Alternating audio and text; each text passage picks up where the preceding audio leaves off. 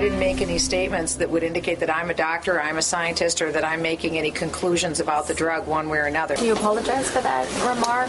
Oh, I'm not going to answer that question. Here is what Michelle Bachmann is not apologizing for. I had a mother last night come up to me here in Tampa, Florida, after the debate.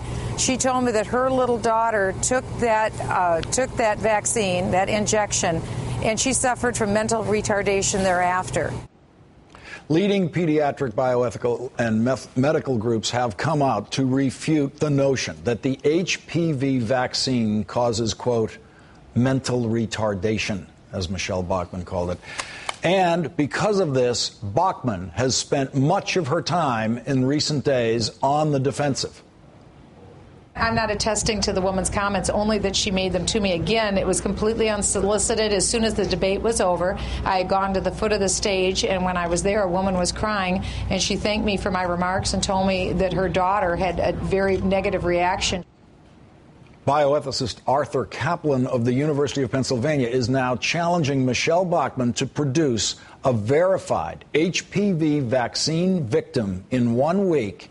If she can back up her claims, Kaplan says he will donate $10,000 to a charity of her choice. If not, Kaplan says Bachmann should donate $10,000 to a pro-vaccine group.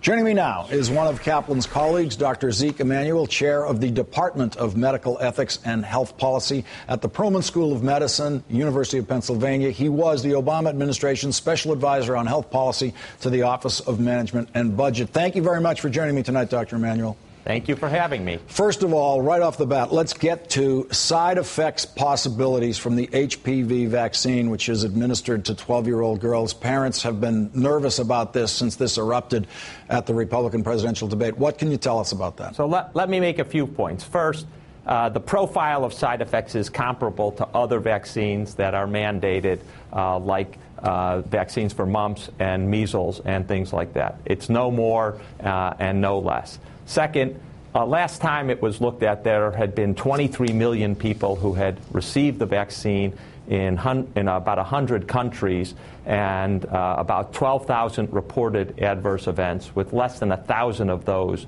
being serious.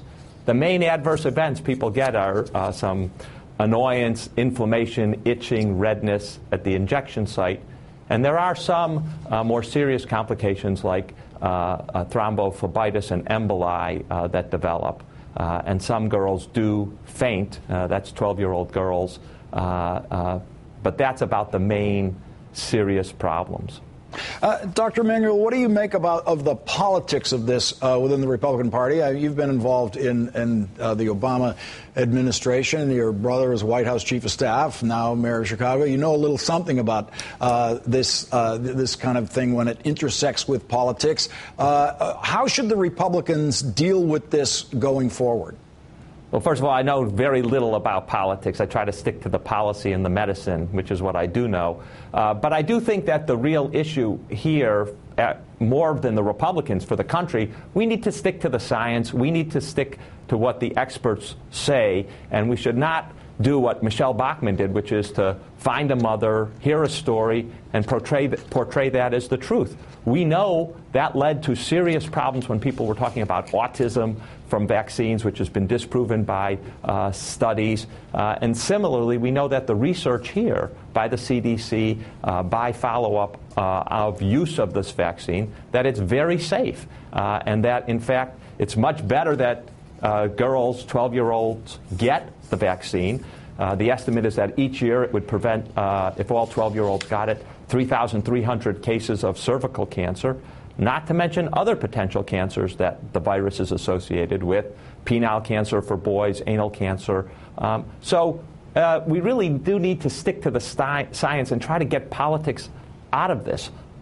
What about the mandating of this vaccine? There are questions about this from the left and the right, whether it should be mandated. Recommending it medically, that's one thing, but government mandate on this vaccine. How would you advise a governor who was considering, as Perry was, a mandate for this vaccine? I think as a public health person, you would want girls to get this. Again, it's cost effective.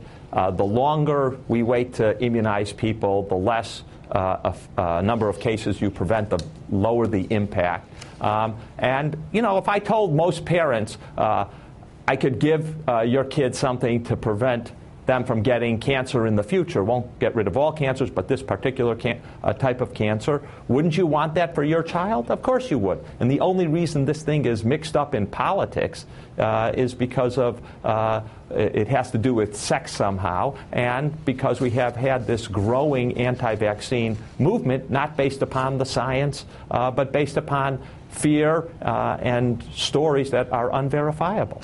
Dr. Zeke Emanuel from the University of Pennsylvania, thank you very much for your invaluable clarifications on this issue. Thanks for joining us tonight. Thank you very much. Thank you.